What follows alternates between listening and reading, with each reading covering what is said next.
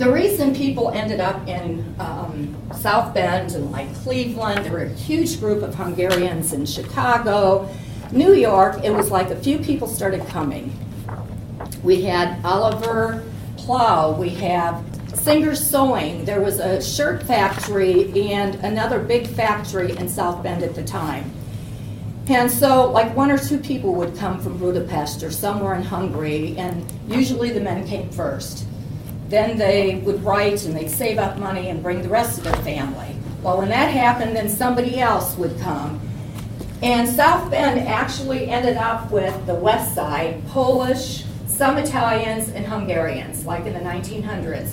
I'm going to donate my clothes to the museum in South Bend because they have a workers' house.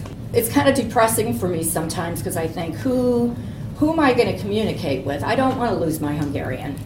My family is all from the Budapest area. My dad was from Budapest. My mom was in a town, from a little town called Erci, which is where Attila's from. Attila's family lives there.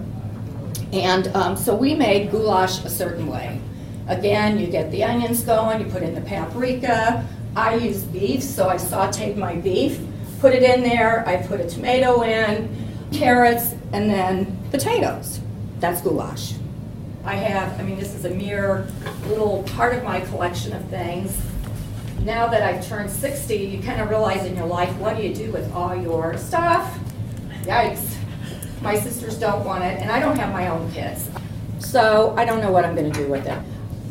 Hungary they have very talented people. I brought up my tiny little heron dish. I only have a few pieces. This is probably worth about 50 bucks. But long and short of it, that's kind of how I grew up. That's how I become Hungarian, and I obviously love it.